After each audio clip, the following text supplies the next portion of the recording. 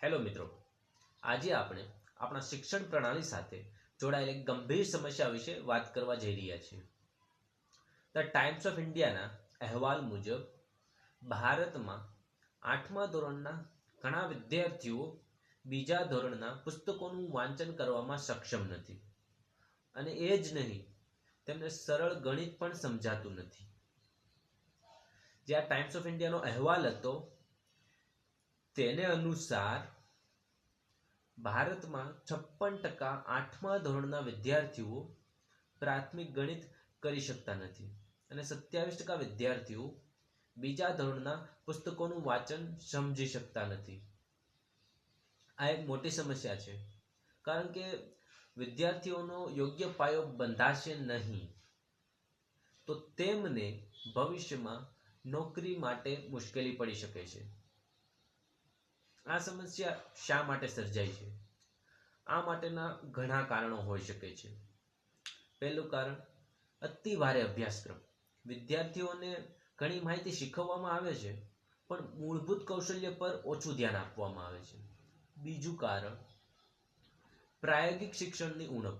શાળાઓમાં માત્ર યાદ કરવાની પદ્ધતિ ઉપર ભાર આપવામાં આવે છે. ત્રીજું કારણ, શિક્ષકોની અછત. ગામડા વિસ્તારોમાં પૂરતા લાયક શિક્ષકો ઉપલબ્ધ નથી. ચોથું રીઝન, ઓનલાઈન શિક્ષણનો પ્રભાવ. COVID-19 પછી ઓનલાઈન અભ્યાસ વધ્યો, પણ ઘણા વિદ્યાર્થીઓ પાસે યોગ્ય સાધનો નહોતા.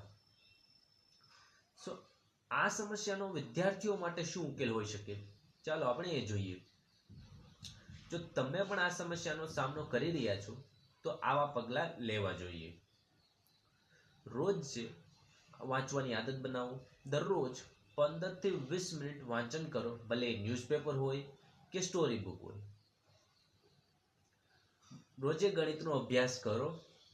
ધારો કે સરવાળા, બાદબાકી, ગુણાકાર, ભાગાકારની પ્રેક્ટિસ કરો. રટણ કરતા સમજવાની પદ્ધતિઓ અપનાવો. વિષયની સમજદારી માટે પ્રયત્ન કરો. ફ્રી ઓનલાઈન સ્ત્રોતનો ઉપયોગ કરો, જેમ કે યુટ્યુબ, ખાન એકેડમી, NCERT વગેરેની મફત શૈક્ષણિક સામગ્રી વાપરો. જે આ સમસ્યાની ભવિષ્ય પર શું અસર થઈ શકે છે? જો આ સમસ્યા હલ નહીં થાય તો ભવિષ્યમાં વિદ્યાર્થીઓ માટે નોકરીઓ મેળવવી મુશ્કેલ બની જશે. કંપનીઓને સારી કમ્યુનિકેશન સ્કિલ અને એનાલિટિકલ ક્ષમતાવાળા કર્મચારીઓની જ જરૂર છે. જો મૂળભૂત વાંચન અને ગણિત પણ ના આવડે તો તેઓ માટે કારકિર્દી બનાવવી મુશ્કેલ બની જશે. તમને લાગે છે કે શિક્ષણ વ્યવસ્થામાં સુધારા થવા જોઈએ તો આ વિડીયો શેર કરો અને તમારું મંતવ્ય કોમેન્ટમાં જણાવો. જો તમે વિદ્યાર્થી છો તો આજે જ તમારા મૂળભૂત કૌશલ્ય સુધારવાનું શરૂ કરી દો, કેમ કે તમારા ભવિષ્યની ચાવી તમારી જાત પાસે છે.